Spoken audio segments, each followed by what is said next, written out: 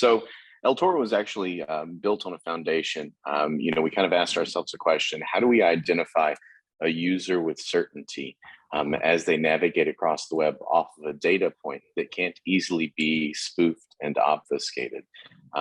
We were never truly comfortable, believing in the cookie mentality. My partners and I, we came in this from a stance of, we thought, well, heck, just because I don't lock the doors on my house, I shouldn't, it shouldn't be okay for somebody to put a camera in my kitchen and see what kind of cereal my children are eating in the morning. And that's in essence what a cookie does. So we built our tech on a totally different foundation, one where we looked at the household as ground truth. And we were able, with a very, very high degree of accuracy, correlate that household to its corresponding IP. And that was the first patent that we wrote and were issued. It was the correlation of that IP address to the physical mailing address. And then we were off to the races, and we were allowing and starting to partner with a lot of agencies and advertisers that were seeking two things, really. They were seeking an essence of transparency, knowing exactly who they're going to target before they spend $1, and then traceability. And that was really the understanding the attribution play in online advertising. When you purchase a high CPA good, you tend to associate your household address with that. So we could empirically state, hey, these are the people that we targeted. These were the people that bought, and this is your return on ad spend. And that was the genesis of the concept of El Toro. So next question up, as marketers and agencies, we're constantly hearing that cookies are going away. You can't really avoid it in the news today. Most of what we're hearing on the topic is very doom and gloom. So I want to start off nice and painless for everybody on the line. What are cookies? Are they good? Are they bad? And what's the difference between first and third party cookies? And I'll toss that one out at Rich. Sure. So there is a lot of doom and gloom around the cookie world, but let's kind of boil it down a little bit and take a half step back. As far as you start looking at the cookieless world, and El Toro's entire tech is built on cookieless, right? So more than 8 years, and it's still working, like a champ. But cookies as a technology are neither good or bad, okay? They are bad when used for advertising. But cookies themselves aren't going away. Actually, cookies are very beneficial for particular things. For example, someone visiting your website, you want to track what pages they're going to, so you understand the flow of your own website, right? And making sure people are, in a checkout flow. They've made it through page 1, they're getting to page 2. Cookies as a tech is actually a great idea.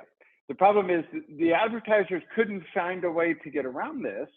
And find ways to advertise, so they basically started utilizing cookies to do it.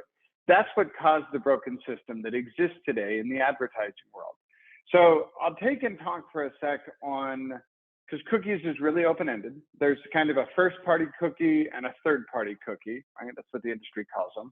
A first-party cookie, bluntly, probably everyone on this phone and every website they're at has cookies involved in the website when it's just used for your website tracking. So it's you visit a website, their first party cookie is something that website that you're looking at gave you that is about access to that site. So it's analyzing data, remembering what language you prefer the site is in, other similar useful functions around it that provide the good user experience. So a lot of them, cookies are used to remember an action. So you're not asked to perform the task again, right? So it removes the complexity of building a site that provides a good user experience, because not everyone's going to take the same path and you need to track things. So first party cookies are the part where I'm saying they exist. They're not going away, right? Not in any time soon, or opening up whole new sets of problems. Third party cookies are where the problem came in. Third party cookies are like placed from a website other than the one you're visiting. An easy example of this, and this is not the only one, this is an easy example, but it's a cookie from Facebook that is only happening when you're on the news website, right? So you go to the news website and it automatically recognizes your Facebook cookie and automatically logs you into that news site. right? Or what I'm just picking an example here. So that's Facebook's cookies through Facebook URLs now providing information to the news site about who you are and what they're doing. And those additional cookies from providers, from ad exchanges, from DSPs, from competitors, from social networks. That's really where the boundary of data becomes a problem, and people were able to capitalize on it because they couldn't find another way to do it. The technology didn't exist back in the day. They started at it. You know, as you look at third-party cookies, Google Chrome and a bunch of others have said they're going to ban third-party cookies, right? So when you go to the news site, if there's a Facebook cookie, you have to implicitly say, yes, I want it, and do some extra work to even get it to enable, right? And I believe probably by this time next year, most third-party cookies are just going to go away by very nature of privacy and security. And so from the cookie world as a soft, you gave me a softball kind of question here for a super nerd. Cookies are good and bad. The parts that are good are when they're used for the purpose they were intended.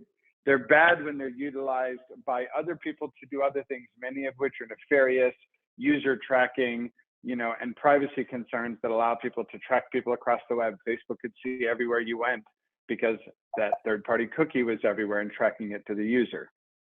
So that's kind of the answer. The big difference between first and third-party cookies is the intent of the person who is using the data.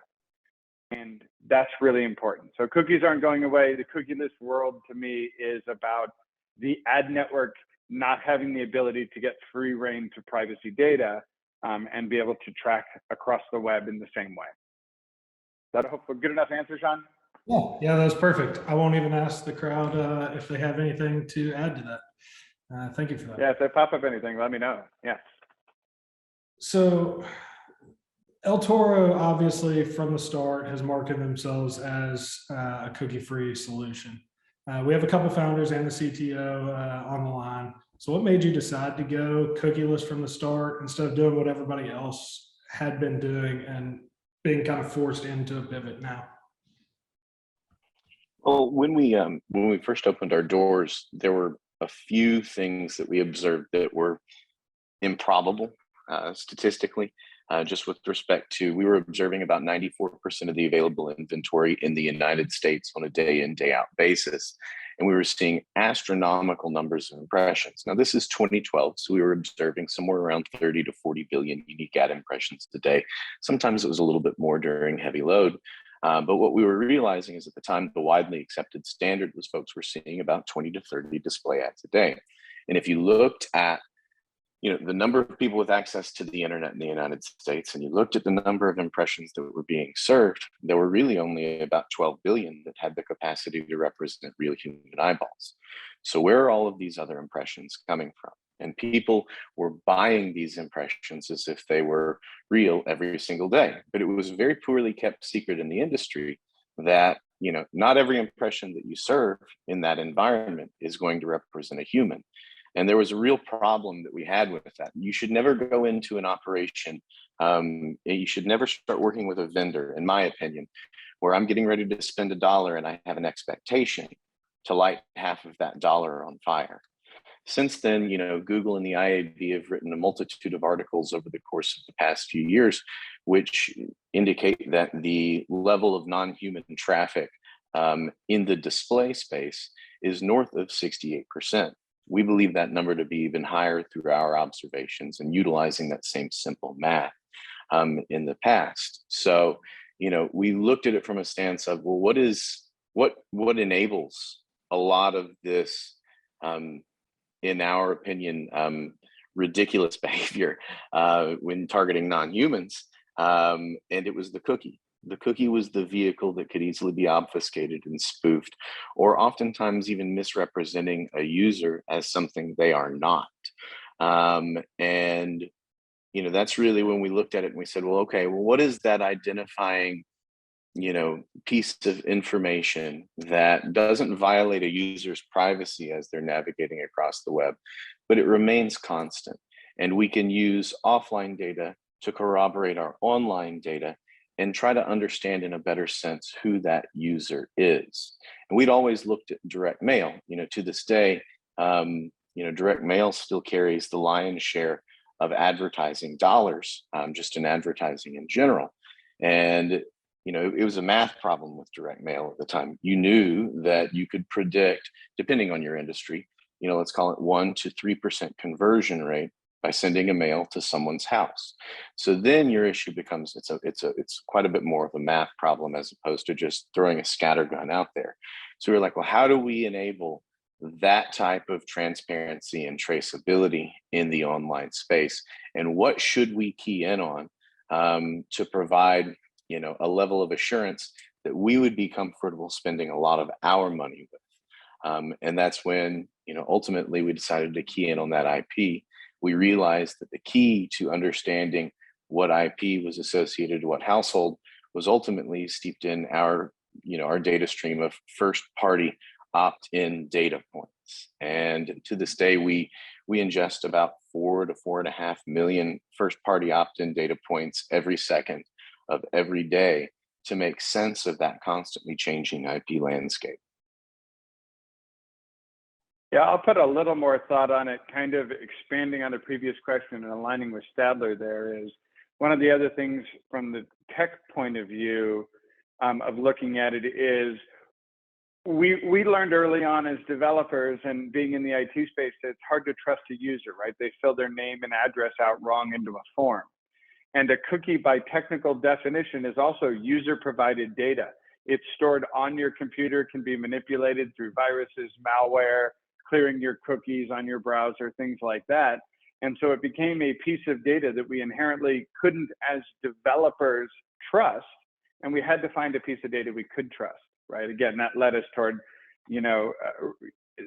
household address. It led us toward IP, things that couldn't be faked or the internet wouldn't work. So like he illustrated a whole lot of the business side and where it came from, but there's really some raw technical aspects of we wanted data we knew was right.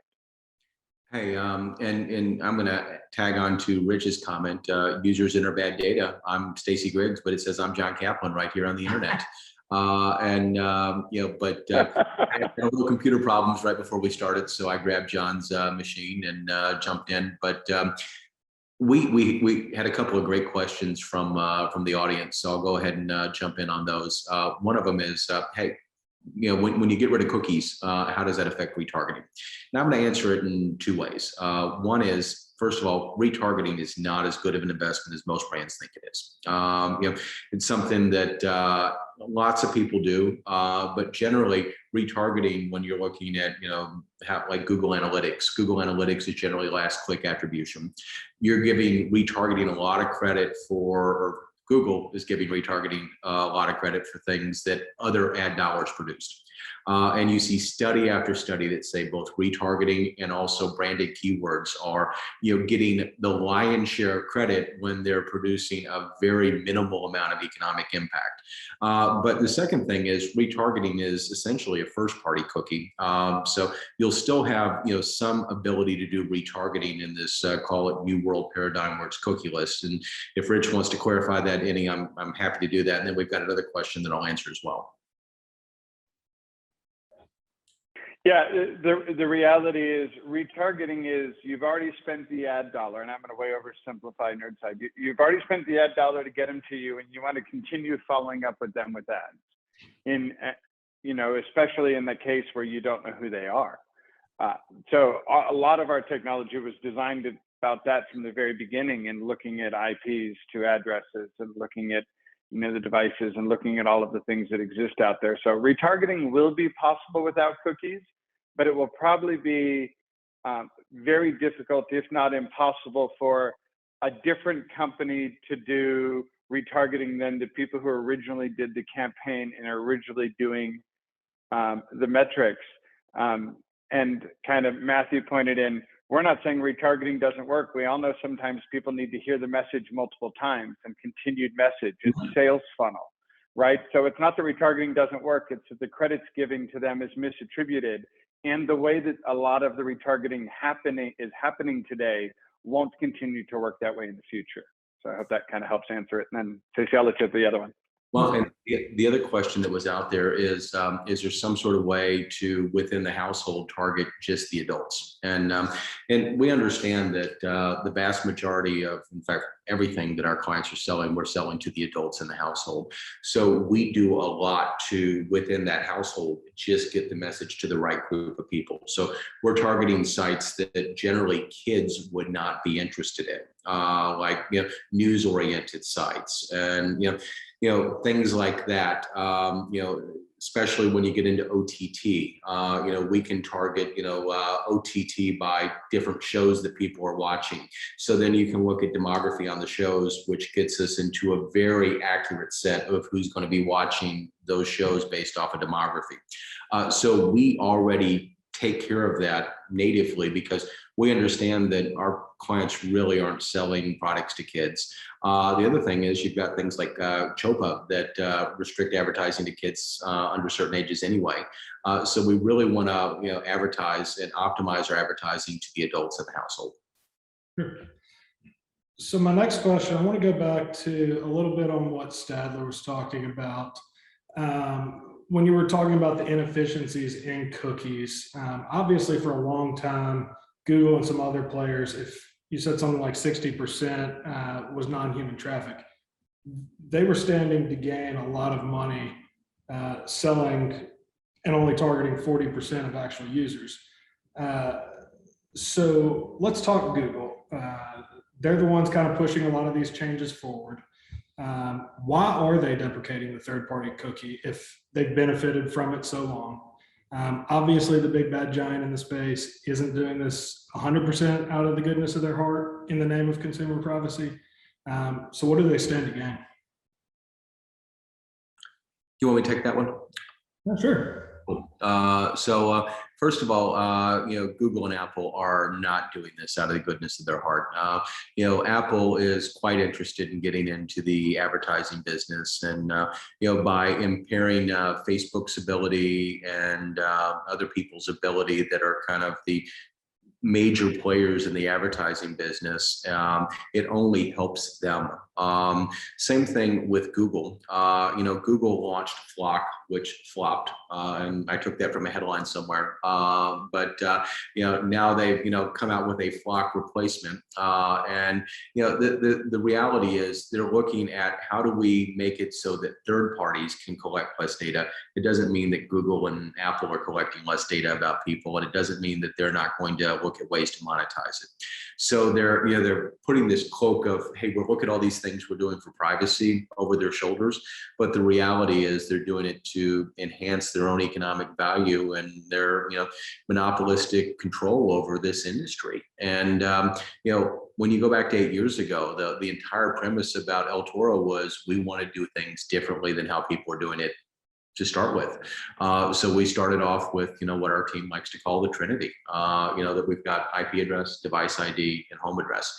And, if you can't link those three things together, then, they're really we chose not to target people. And that made us, very different, because everybody else was in this, what we called the race to 98 or 99%. Everybody wanted to say, hey, if you give us an audience, we can target 95, 98, 99% of it. We would actually have to sell against this lunacy at one point, because people would be like, well, I uploaded my list here and they've got 98% of the people that they can target. And then you explain to people, just Google, go to like the US Census Bureau or Pew and figure out what percent of people in the US have internet. It's less than 98 or 99%. In fact, it's about 90 to 91%. So if somebody's telling you they can target 99% of your list and 99% of the people don't have internet, how can that be true? And it's because they were simply not very accurate. And we set the bar of, we would much rather have a lower append rate, be able to target, predictably 60 to 70% of people. And sometimes you get higher, sometimes you get lower. But, we normally say that our append rate is going to be 60 or 70%, because we know in a normalized list across a normalized population, we're going to run those type of statistics. But we can target those people with a high degree deterministic certainty that we're getting the right message to the right person at the right time. And then we change the narrative that instead of measuring clicks, click-through rate, cost per click, all these metrics that don't matter so much, let's start measuring ROAS, return on ad spend. Let's start measuring ROI. And let's start looking at how we took a group of people and got them to buy more or visit more compared to a group of people who didn't get marketing. So, we really pioneered that space of, what I would call a differential analysis of two different customer cohorts and looking at how we drive behavioral change via digital advertising. Perfect. So over the past year or so, I've been doing a lot of research into this topic of the post-cookie world since Google really announced it. Everything we're coming across, it seems like most companies are trying to figure out a way to hold on to every last crumb as the cookie crumbles. They're modifying their cookie-centric platforms to behave much in the same way, whether that's with alternative identity providers, clusters or cohorts like what you said Google's doing, or the contextual targeting, which is funny because that's what original internet ads were based on, buying web ads directly on a website. So what are your general thoughts on these different cookieless solutions that are coming out? If you want to take that one, you want me to start? You go ahead and start. Okay. Yeah, so a lot of the technologies that are out there between all the alternate IDs, the clusters or cohorts, depending on what the company who's doing it is, which at the end of the day is just trying to group in bundles of the wrong targets to hopefully get the right one.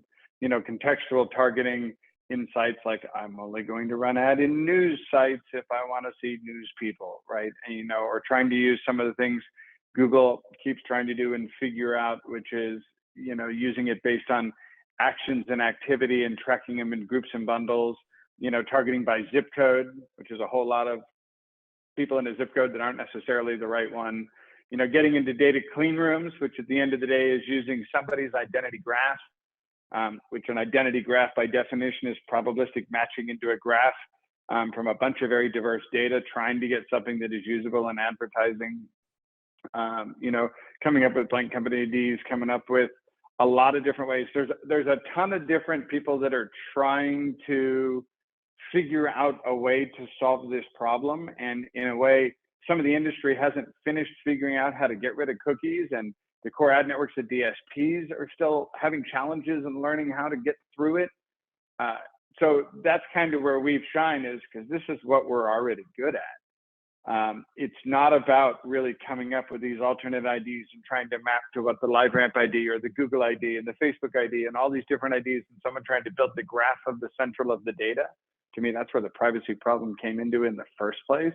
They're really just taking the same technology they did and just finding another way to do it, rather than using a better technology and a better way to get from A to Z, which is mapping it down to data that you already knew was real, rather than a whole lot of data that was basically pre-processed and hopefully matched.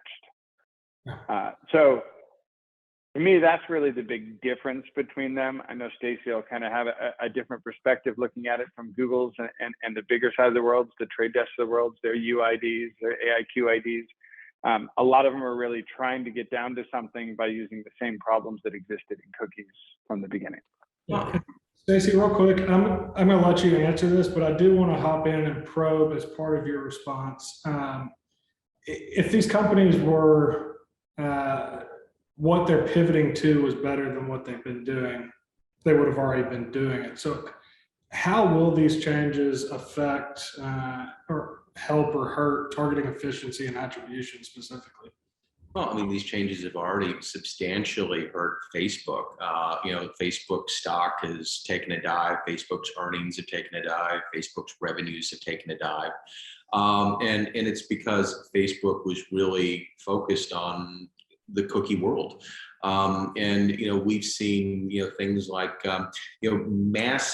massive companies that are using LiveRamp that are coming to us and saying, look, we realize what's coming out from LiveRamp is new, but it's not improved. You're exactly right that if it was better, they would have used it years ago. So they kept holding on to cookies because they thought that was what they had. And they're building new stuff, but it's by no means better than what it's replacing. And the thing is, we were already more accurate than anybody else out there. So we've got this tool that, you know, a lot of people are starting to wake up to and realize that, you know, this is really, you know, momentum's this powerful force. You know, if you've been using the same tool forever, you'll continue using it. And if you don't believe it, look at the operating system you use on your computer.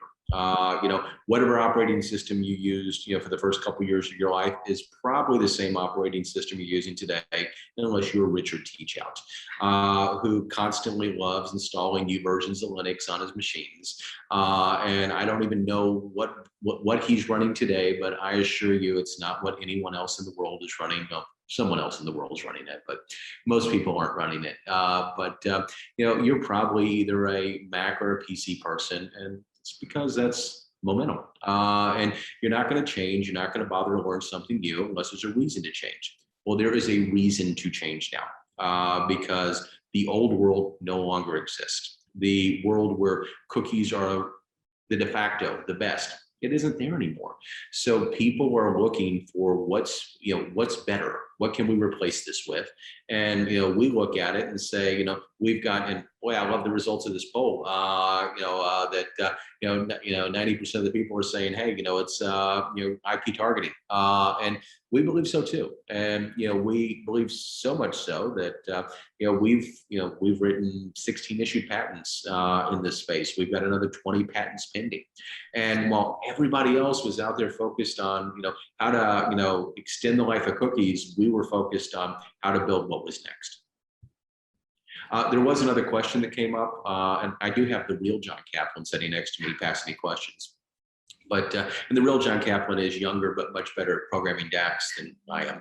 And he also's got his questions and he's passing over to me. But this question was, can we track individuals that come into stores, know who the new individuals are, know who repeat visitors to the stores are, and then also figure out like somebody's path through a store. So I'll kind of break that up into, for many of our customers, we do exactly the first part of that. We'll look at, you know, customer frequency coming into retail locations, because often retailers' data about their customers is incomplete at best. You know, some retailers have great data about their customers. Some retailers do not. So those customers, you know, if you've got great data about your customers, we'll start with your great data and we'll make it better. If you don't have great data about your customers, we've got great data that we can, you know, get you from 0 to call it 80 miles an hour pretty quickly. So we can take our data and break up a customer segmentation. And a simple segmentation would be, who are your most frequent customers, who are your moderately frequent customers, who are your less frequent customers, and who are your never customers, but people that probably should be your customers based off of geography, behavioral patterns, those types of things. And then look at how to target these people based off of what groups that they fall into. And, you know, while it makes sense to us, like sometimes, it's new news to people that you're going to get your highest immediate return on ad spend by targeting your best customers typically, unless you only sell something that people buy infrequently, like an automobile. But if you are in a retail operation like a grocery store where people are going to visit you, weekly, your best ROI is going to be taking those best customers of yours and making them give you more wallet share. Now, your highest ROI long term might actually be in taking your infrequent customers and your never customers and making them either customers or moving them up that we'll call it customer intimacy chain of taking somebody who was an infrequent customer, making them a frequent customer. But that type of measurement then takes a different type of measurement tool, which we have as well, where we can look at like a long-term customer behavioral pattern change and use a halo period to measure it, but then also come up with something like a CAC or an LTV for a customer, and then start to work on those numbers with customers. But we do that quite often. Yeah, so you had mentioned LiveRamp, and I want to get Stadler involved on this question. If I'm one of these marketers or agencies and I'm looking to vet different cookieless advertising solutions that are coming out, what questions should I be asking to properly vet some of these solutions? Sure. A lot of this process is kind of similar to evaluating, traditional vendors. You ask for things like references, and call on those references specifically, those agencies and those organizations that, they'll put on their website. I usually feel free to call those folks, email those folks, and try to get a little bit of insight into their experience with that specific vendor. I find that to be truly invaluable when we evaluate a lot of solutions. When a lot of these agencies talk about their process for matching, how they match, what percentage they match, I ask for transparency in that. Well, let me see. Let's evaluate our success on what we know to be true. Somebody was targeted, somebody bought. If I know who bought, I can look at who targeted, then I can overlay those two numbers, and then those two data points, and then we can define that return on investment, or we can define that return on ad spend. When you think about this, from a stance of, I'm serving a lot of advertisements here. How do you prove its efficacy? Are we looking at traditional stats? And, we can't escape our traditional stats here. We have things like click-through rate. We have things like conversion pixels firing on occasion. And that stuff is never going to go away. And as an operator, I can pat myself on the back a lot and say, well, my CTR was 0.1, now it's 0.15. Obviously, some of those changes I committed to have been functional, but it doesn't actually tell me if somebody spent money. And if somebody drops $100,000 with you, if you don't turn a profit for them, they're not showing back up. So I ask a lot about the attribution side of the operation. It's like, how do we evaluate that success off of that ground truth? A lot of this underlying data that folks are utilizing to target folks as they navigate across the internet.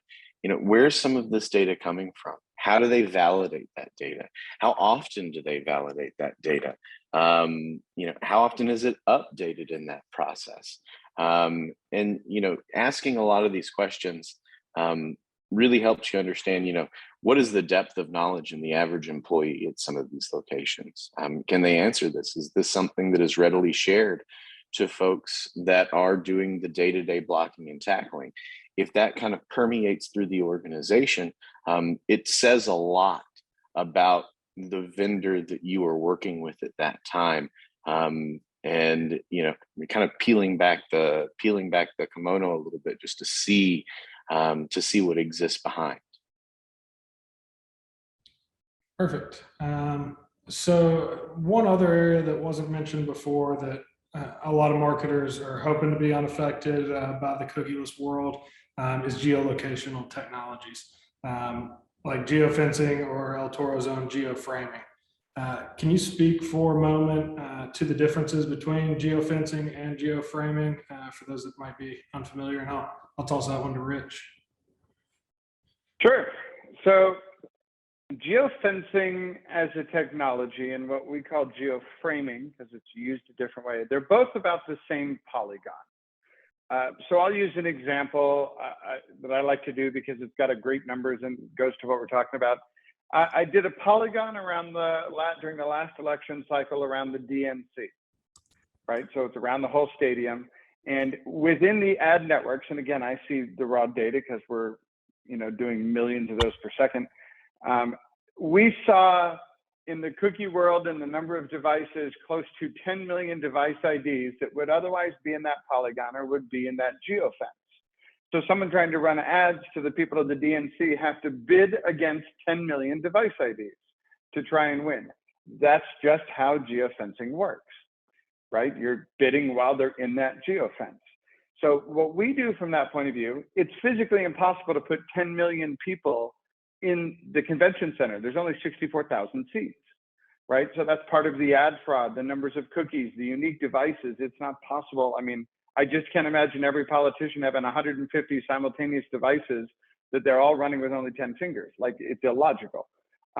When we look at that, we do what's called the geoframe. It's the same polygon, but we're taking the data that we see in that polygon, we're taking and matching it to the database that we have, so we know who's real, from our own data and using that generally in a campaign after, because no one's going to click and buy a car while they're standing in the DNC or do awareness is going to matter over the speaker yelling on stage in a microphone.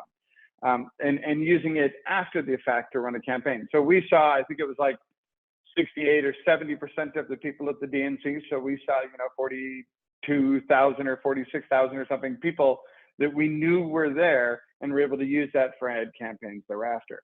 So really the difference between geo-framing and geofencing is about how you're using the data, what's the purpose of the data, and therefore being able to use it for attribution, because it's all really about the attribution value on it. And I know there was another question I saw, so Sean, I'm just going to kind of keep, it's in the same vein here about, looking at match rates. People looking at match rates on lists, in particular around some of the geofences or uploaded lists, without cookies, and looking at it and trying to figure out how it's possible to get rates that high. Well, if you take the same example I did of the DNC, and I saw 10 million device IDs there. Some of these are fraud. Some of these are because people's cookies are on 10,000 machines around the world, and they're faking lat longs, and they're faking all the data that's there. When you take that kind of a list and then build it into an identity graph and try and build probability matches to get it, it's going to be wrong a bunch of the time. It's a given fact. That's why, Facebook, if you upload a list, they go, we matched 70%, but we're not going to tell you which 70% it is. So you can't really do attribution the same way. The smaller your lists are, the cleaner your data is, the higher match rates that you can potentially get. But it's also the same kind of thing that, your Facebooks, your big boys don't want to tell you because the data is not as good. It's a little bit more, they rely on the scattershot approach of advertising that's been existing for years, and the fact that you don't need the attribution to do it. And those two combinations basically means you get high match rates that are, at the end of the day, not real. They're based on probabilistic matches. They might really have a match, but that match really isn't a person, or the variables in the data and the cookies and the devices they've matched won't actually work and turn into customers. And most of the time, when you go through and do attribution and look at matchbacks at the end, how many cars did I sell this month? The numbers are much smaller. And when you're going against real data versus the higher match rate, the ones that are more real match rates and the transparency is there is going to make that difference tenfold over. And you can see it in the ROI. Run test after test after test you need to do. It's just going to work rather than scattershots. Hey, Rich, we've got a couple of questions that you and I will probably collaborate. Sure. First one from Shantanu is, can IP targeting work with ISPs using DHCP and end users using VPNs? I'll let you address DHCP. I'll address VPNs. Most people do not use VPNs. People that care immensely about privacy use VPNs. People that are at home working use VPNs, so that's actually not B2C traffic at all. It's B2B traffic, and we'll talk about B2B because we have another question on that in a minute. But for the most part, VPNs represent a very small cut of the amount of traffic out there on the internet. Rich, you want to talk about DHCP and how DHCP leases work? Sure, and I'm going to Latif had another question about how do cloud-based firewalls get into effect and the ability to target IPs, so I'll kind of answer that as well. VPNs we see is somewhere in the neighborhood of 2%.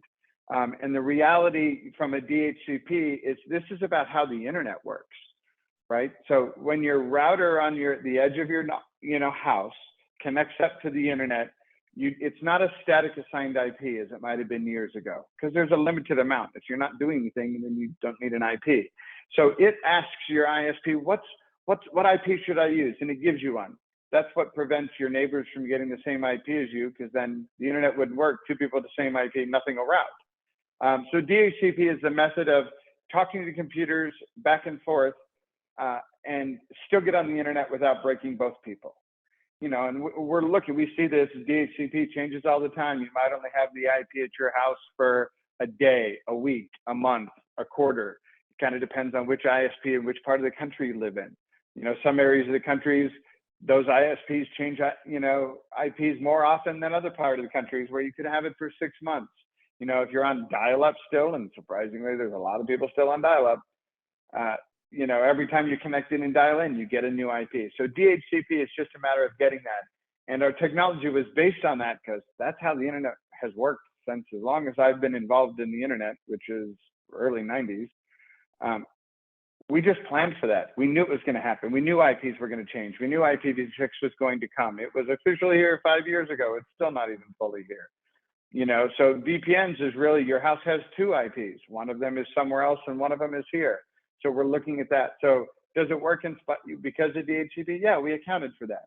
It's also one of the reasons why, bluntly, every one of us would say, I can't match 100% of the country 100% of the time, because things change and it's got to pass scores. We've got to know we're right today when we run that campaign.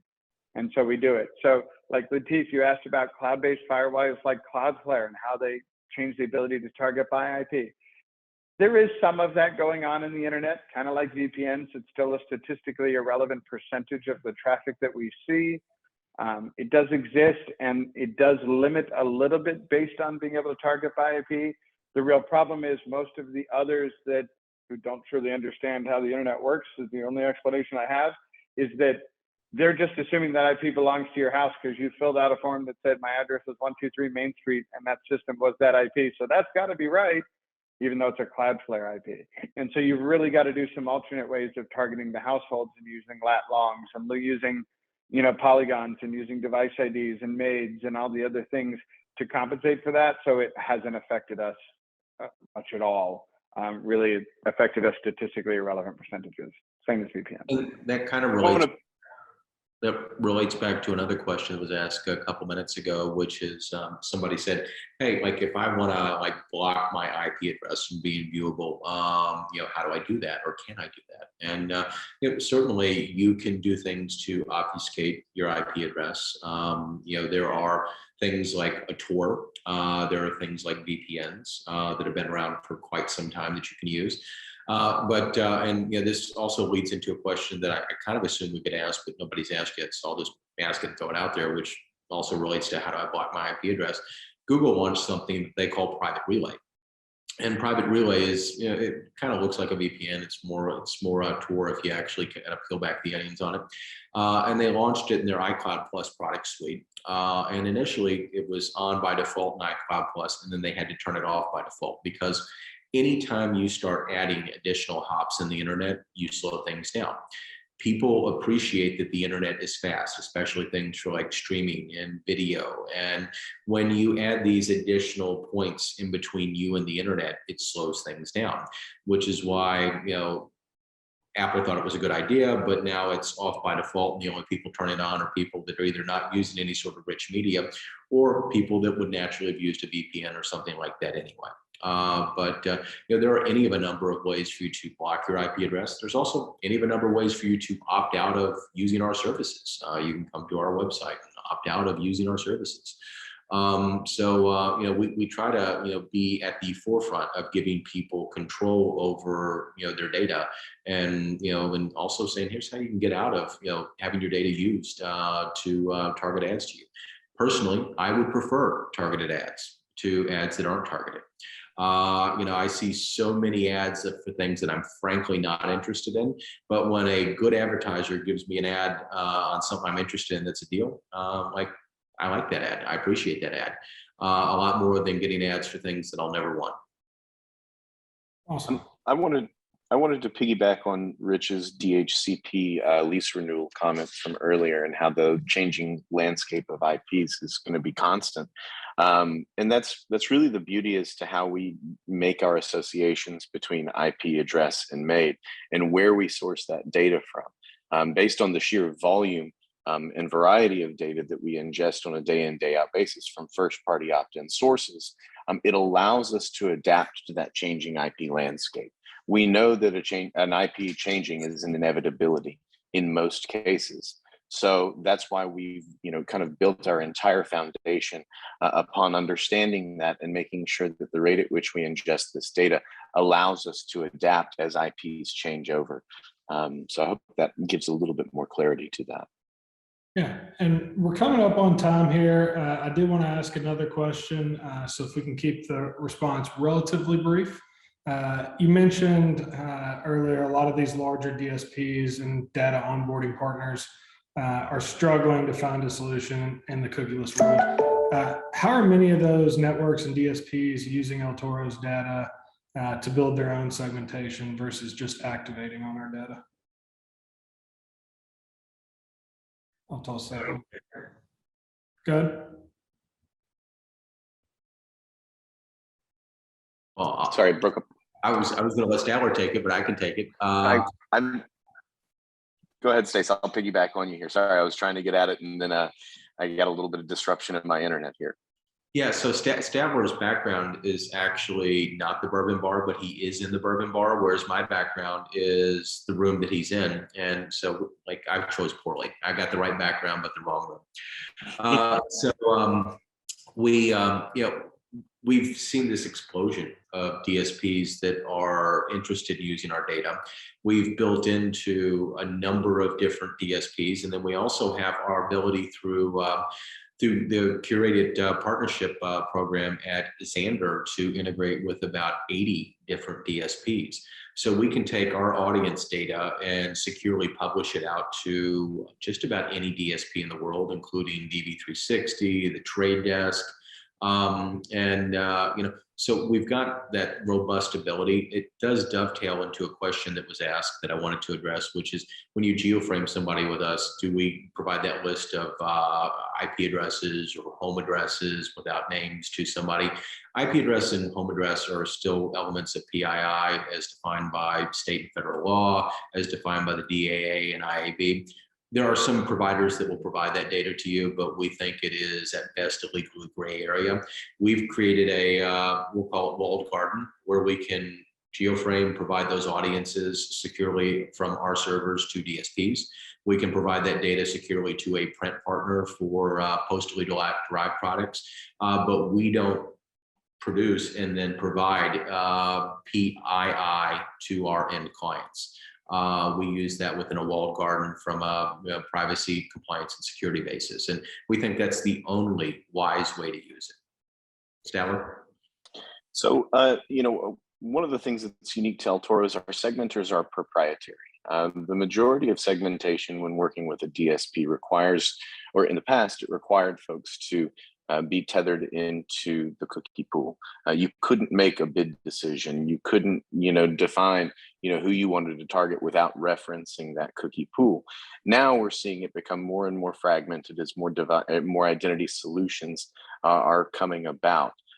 So that process is traditionally, it's pretty slow, and it's actually 7 times slower than what we do on our systems here. So in that partnership that Stacy mentioned earlier, it's allowing us to operate as a supply side partner for a lot of folks that might have more sophisticated trading capabilities. So what we do is we onboard their data to our proprietary segmenters and allow them to access it and trade upon those segments at the vendor of their choice to an extent. But that just kind of allows folks to kind of work in the environment with which they've become accustomed to, while still leveraging our best of breed solutions and best of breed data. All right, so brief answer means different things for different people, but that was very great information, guys. I think that's all we have for now. So I'd like to thank everybody for attending today's webinar. I hope you learned a lot more about El Toro's revolutionary ad tech and feel more confident about the cookieless future.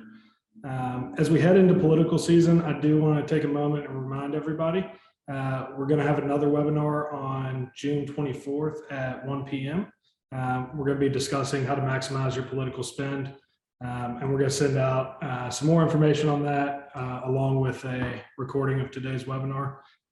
So you can view that or share with colleagues that couldn't make it today.